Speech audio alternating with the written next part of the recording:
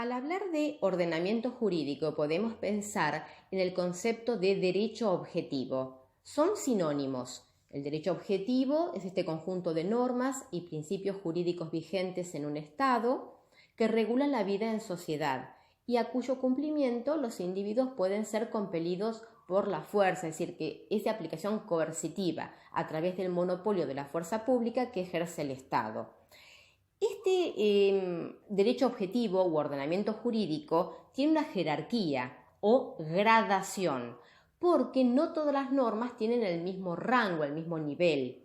Esta jerarquía se ha representado y difundido a través de un gráfico comúnmente denominado pirámide de Kelsen, por atribuirse a un famoso jurista y filósofo austríaco, Hans Kelsen, la representación de este esquema.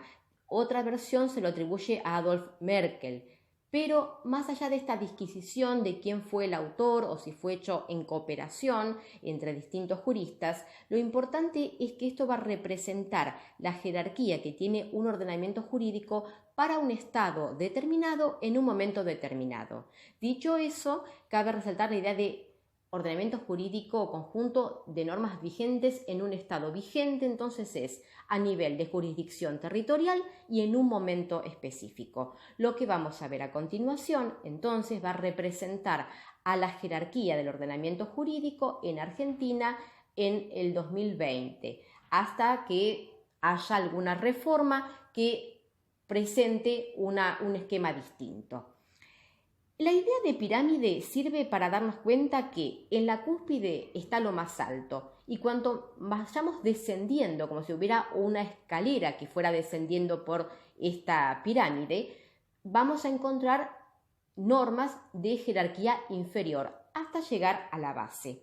La idea de jerarquía implica que tiene que haber no contradicción, el principio de no contradicción, es decir, que las normas inferiores no deben contradecir a las de orden superior. Sin embargo, esto a veces pasa y es el motivo de muchos reclamos, de muchas acciones judiciales, y por eso a veces se han encontrado que alguna ley puede ser, por ejemplo, inconstitucional, o que alguna decisión que ha tomado un juez a través de una sentencia no es conforme a derecho.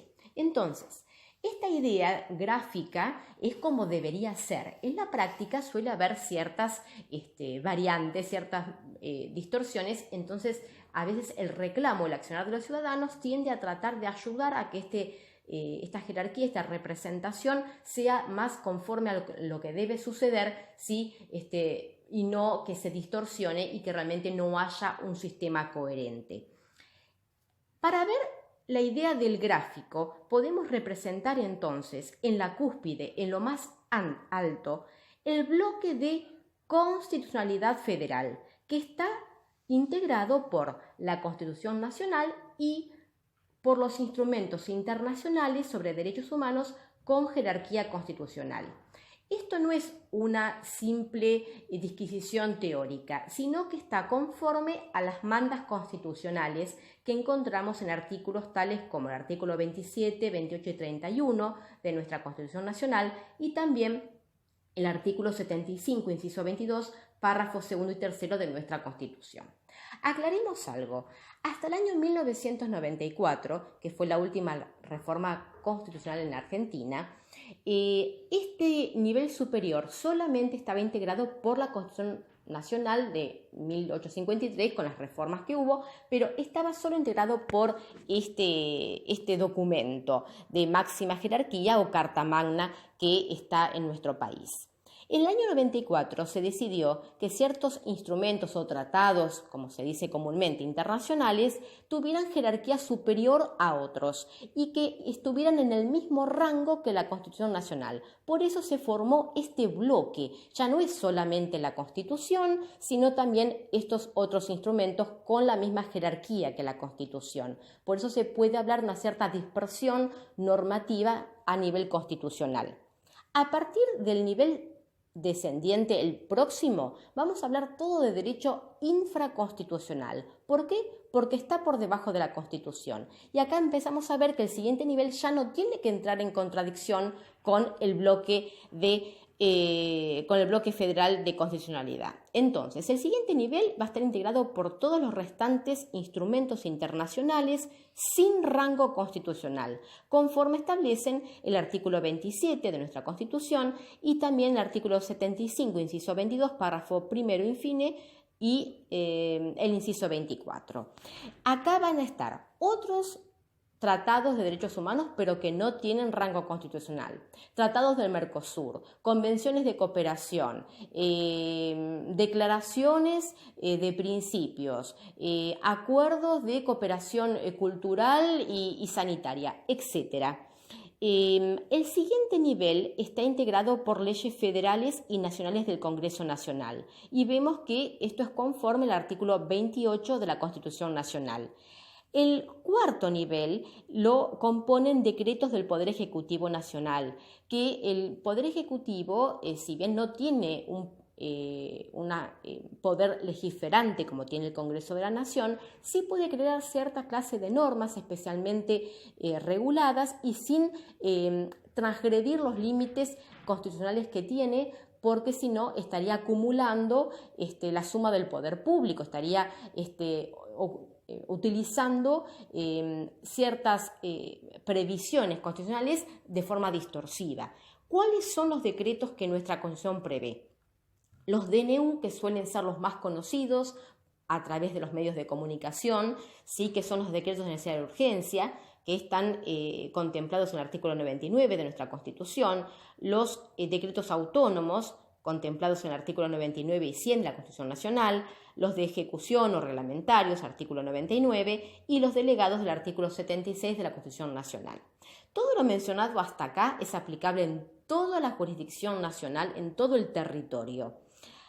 El siguiente nivel, el anteúltimo, es decir, el quinto, corresponde al derecho local, es decir, en un país federal como es Argentina, tenemos jurisdicción nacional y también tenemos jurisdicción local, que es el que corresponde a los estados autónomos, que son las provincias y la Ciudad Autónoma de Buenos Aires.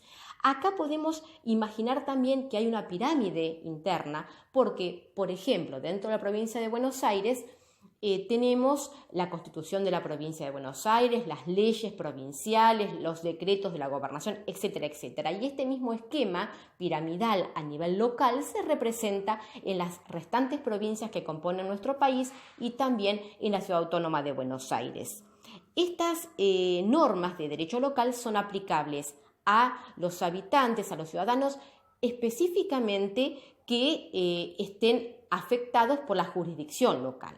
En el último nivel, en la base de la pirámide, encontramos las normas individuales, que son las que son aplicables específicamente a determinadas personas, como pueden ser sentencias, actos administrativos de alcance individual, como puede ser cuando se le otorga la jubilación a alguien que la ha tramitado, cuando se le da una autorización a un comerciante para que pueda habilitar su local, etcétera, etcétera, y contratos como el que puede vincular a partes específicamente. ¿Dónde está contemplado esto? Las sentencias, por ejemplo, en el artículo 18 y 116 de nuestra Constitución. Los actos administrativos de alcance individual, en el artículo 99 de la Constitución y en la Ley 11.549. Los contratos en el artículo 14, 14 bis y 19 de la Constitución y en el artículo 959 del Código Civil y Comercial de la Nación. Bien, recordemos entonces que siempre tiene que respetarse la jerarquía. Por ejemplo, en un contrato, por más que las partes estén de acuerdo, yo no puedo disponer algo que esté en contradicción con una ley, en lo que una ley determina. Es decir, si entre un contrato de mutuo, es decir, de préstamo de dinero, las partes están de acuerdo en pactar un interés alto, esto podría ser dentro de lo contemplado previsible y posible, o podría establecerse que es ilegal porque sería usura, dependerá del caso puntualmente, pero no importa que las partes estén de acuerdo, porque si una ley establece cuál es un límite, por ejemplo, para un interés por un préstamo o mutuo, por más que las partes estén de acuerdo, no pueden desconocerlo porque estaríamos justamente violentando la jerarquía que habíamos establecido. Otro ejemplo, una ley provincial, por ejemplo, no puede establecer algo diferente que una ley nacional. Veamos un caso concreto. En la Constitución Nacional se habla del derecho a estudiar. La Ley Nacional de Educación habla de los distintos sistemas, por ejemplo, el inicial, primario, secundario, superior, etcétera, etcétera. La ley de la Provincia de Buenos Aires le va a dar una denominación determinada a lo que es el nivel primario. En un momento era primario, después EGB, ahora primario nuevamente, se puede llamar secundario polimodal. Esto es la variante que está permitida, la flexibilidad de adaptación dentro de la jurisdicción local. Lo que no podría ser una ley provincial como la Provincia de Buenos Aires es establecer, bueno, en mi jurisdicción no hay nivel secundario. ¿Por qué? Porque estaría en contradicción con una ley nacional que establece esta educación obligatoria hasta los 18 años y, por supuesto, también con el rango superior, que sería en contra de la Constitución, y de instrumentos internacionales como los derechos del niño. Entonces, esta es un ejemplo para ver cómo la jerarquía funciona y dónde también puede llegar a haber una fisura en esta representación gráfica en el caso llevado a lo concreto. La idea de conocer esta jerarquía nos puede dar a entender si en todas las situaciones y relaciones jurídicas en las que estamos nosotros involucrados se está respetando este rango o puede llegar a haber alguna contradicción que pueda ser el fundamento para un reclamo, ya sea que uno sea el que puede reclamar o que uno esté incumpliendo, entonces con la convocatoria a rectificarlo.